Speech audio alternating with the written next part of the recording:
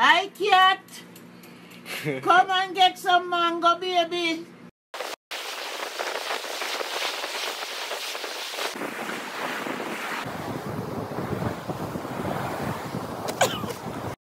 One, two, 1, 2, 3.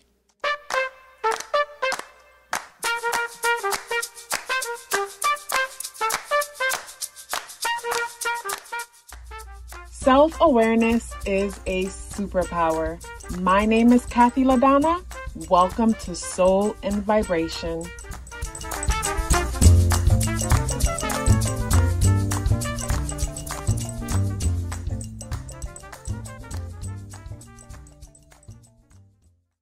I hope the free thinkers are doing well. And if you're not doing well, I'm happy to remind you that you are the most powerful person that you know.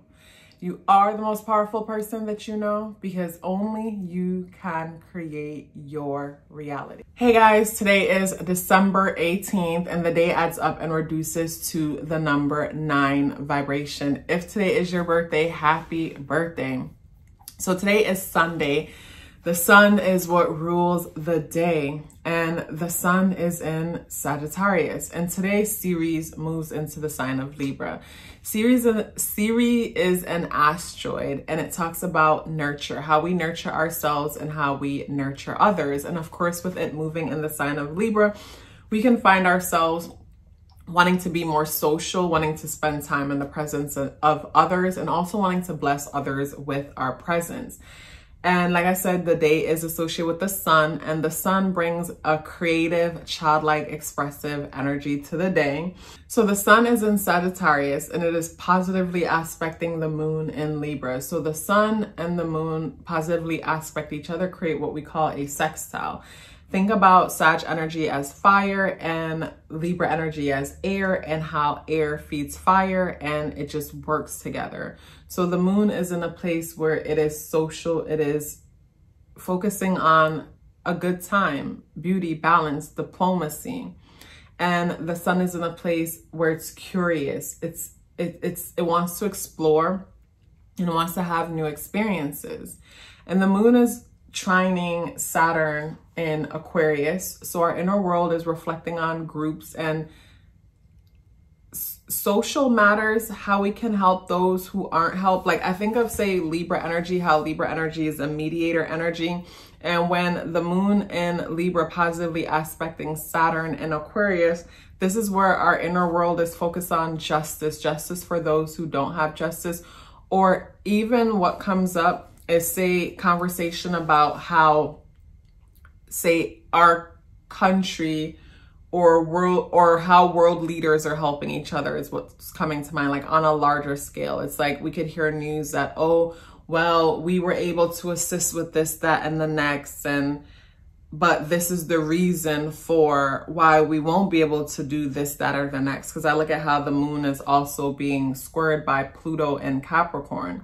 And Pluto energy deals with transformation. So transformation when it comes to the system, when it comes to our goals, transformation when it comes to, say, order. And the moon in Libra is challenging that. So to me, it's like something that's unfair, something feels unfair or unbalanced. But at the same time, with what I mentioned on a social level, so this gives me the feeling of, say we heard news, say for example, this gives me the feeling like, say for example, the head of your household told you how much they were able to assist. They were able to assist, say, the other families within the community. And it was great that they were able to assist the other families in the community, but now you're going to have to go without food for a few days or 2 days out of the week because you guys gave most of it to like other families in the community. So it's like, it's great that other families in the community are able to eat, but then like you got to make a sacrifice too. That's the feeling that I get with the day. It's like you're helping something or feeling good about supporting something, but at the same time making a sacrifice in the process is what I get. And I guess that's just a part of life. But the day adds up and reduced to the number 9 vibration. And the number 9 energy deals with something coming to an end. It's a transformative energy.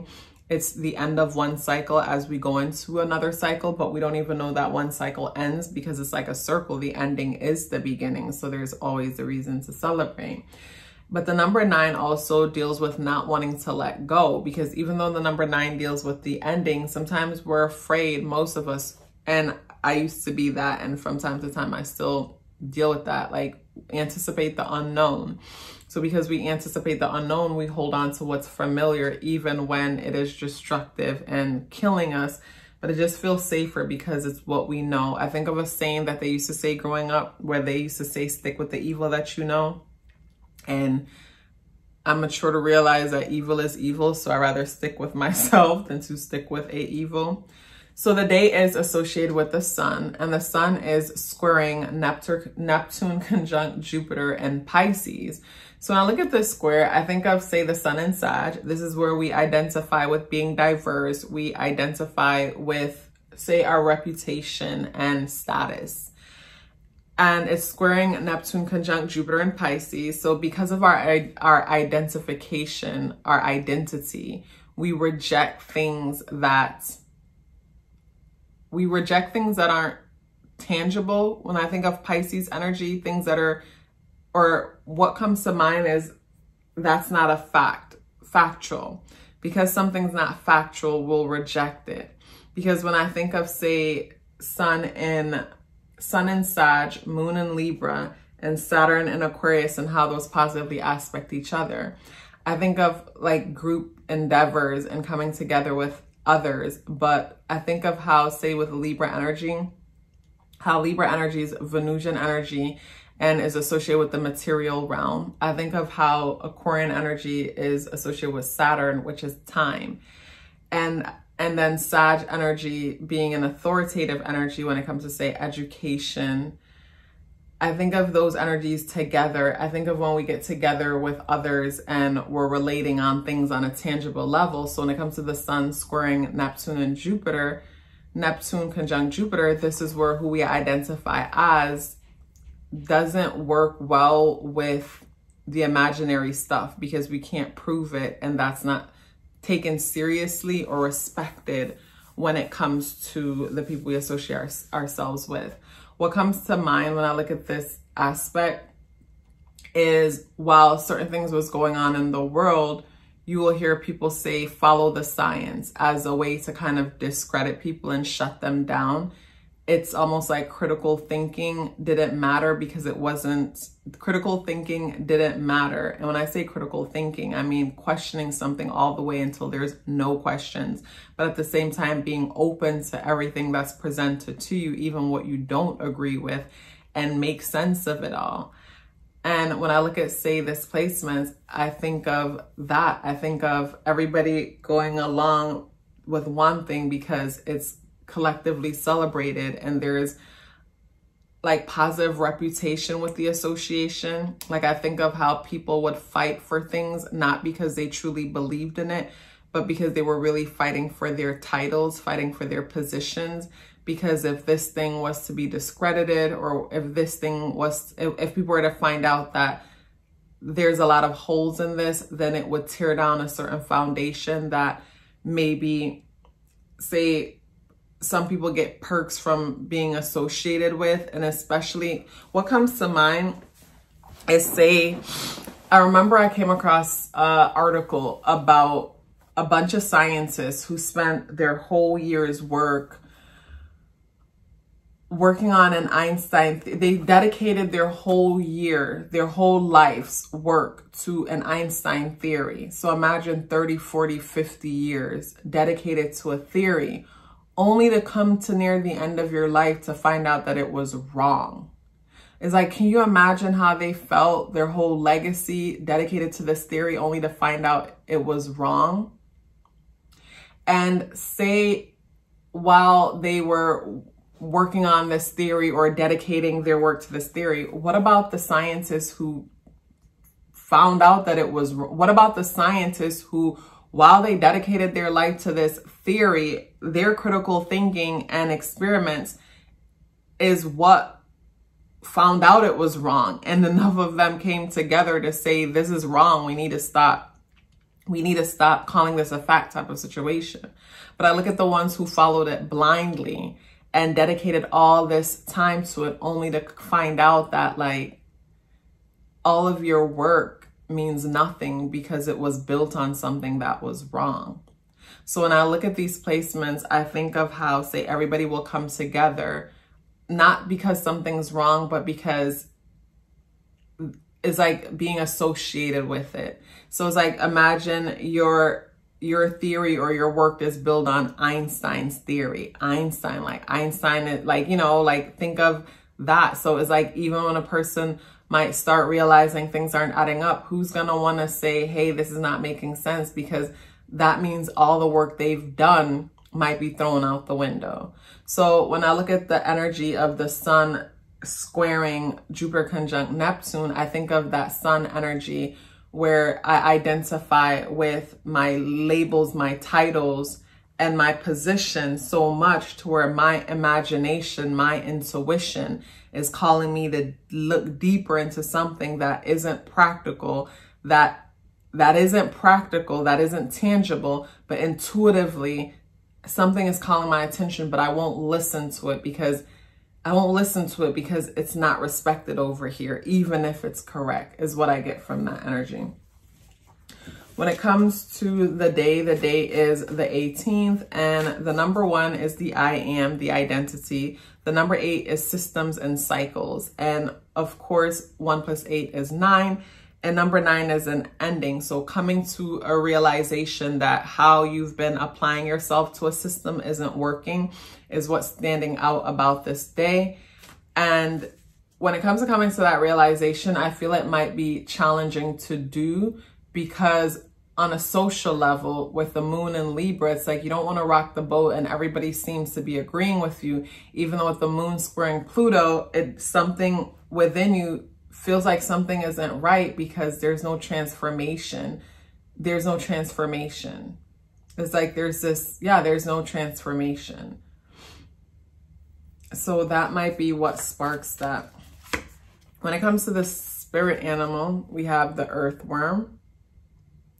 And the earthworm brings me to, and somebody reminded me of the word. The earthworm came out last week, and I was looking at, say, how this part of the earthworm's body is chopped off. And I was thinking of rejuvenation. Is that the word? Now it's time for me to say the word again. I can't remember it.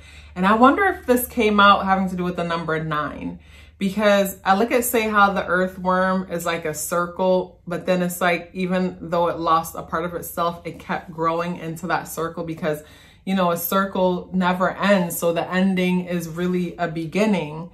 But I think of how when we think something is come to an end or something is dead, it's really not death. I think it's a R word. What is the word again? It's like, I don't know what's up with me in that word. And it's normally associated with Scorpio energy. It's like what is the word?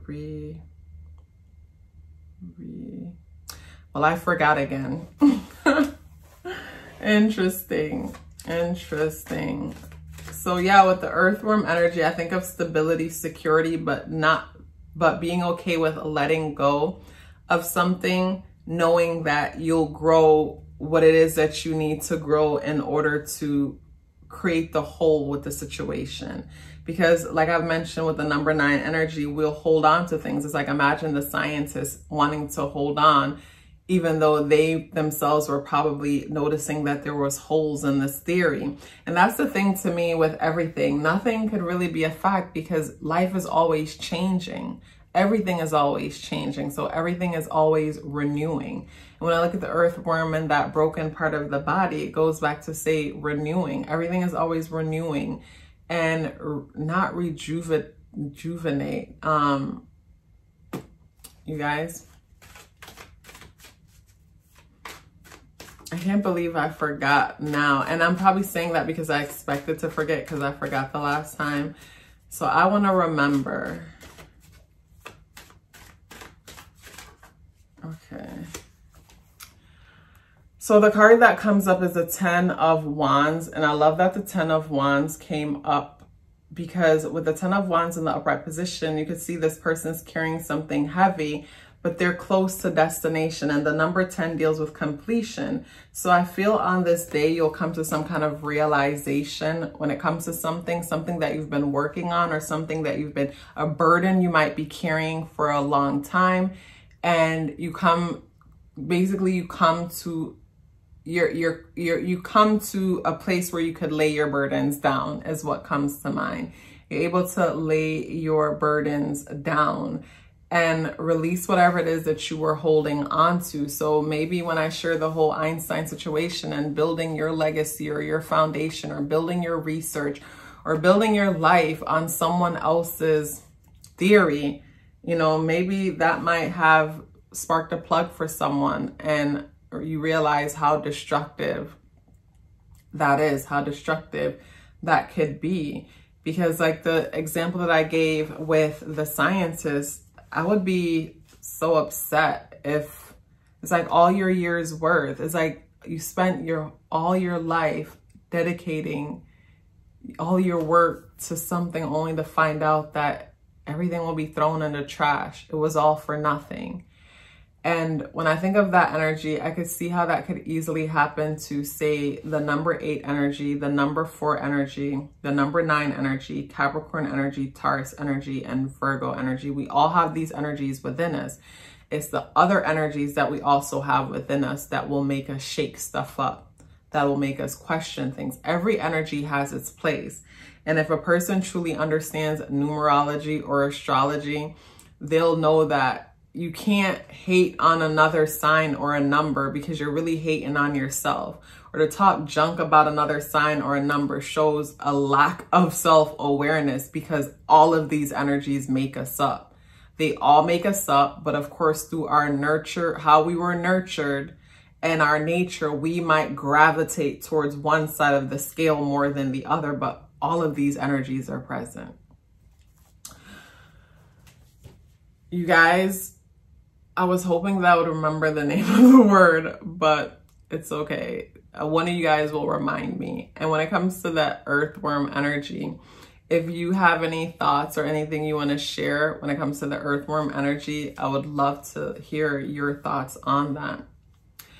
But as usual, it was a pleasure sharing this message with you.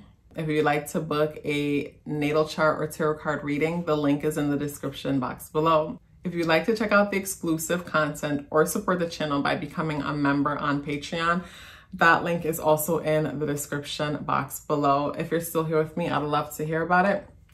Please let me know by dropping me a brown heart in the comment box below. I would love to hear from you, and I look forward to seeing you tomorrow. Love yourself as if your life depended on it, because it does. Take care of yourself, and I look forward to seeing you in the next video.